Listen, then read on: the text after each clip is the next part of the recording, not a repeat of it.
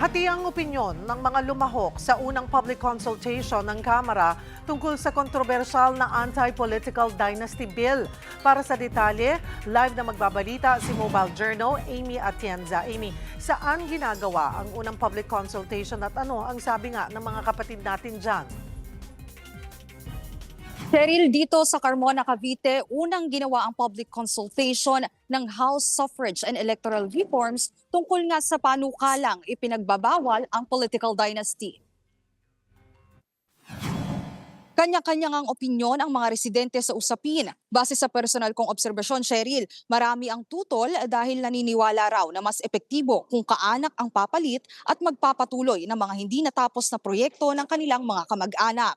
Nakikita naman daw ang level of competency ng mga magkakamag-anak sa pamamalakad ng kanilang lugar. Meron ding mga pabor at ang gusto pa nga hanggang 4th degree of consanguinity ang ipagbawal.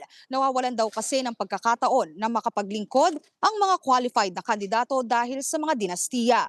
Pero ang isa pang nanaig na sentimiento, Cheryl, dapat daw mas tutukan ang korupsyon ng mga opisyal kasama man sila sa political dynasty o hindi. Sa video message naman na pinadala ni House Speaker Bogie D, sang-ayon siyang mas magiging buo ang batas kung makukuha ang opinyon ng masa. Seryoso rin daw ang Kamara na makapagpasa na ng batas para rito. Cheryl, ang mga datos at reaksyon na makukuha rito sa mga public consultations ay makakatulong daw sa ating mga mambabatas kung alin sa 24 versions ng panukala laban sa political dynasty ang isusulong. Cheryl? Maraming salamat, Mobile Journal, Amy Atienza.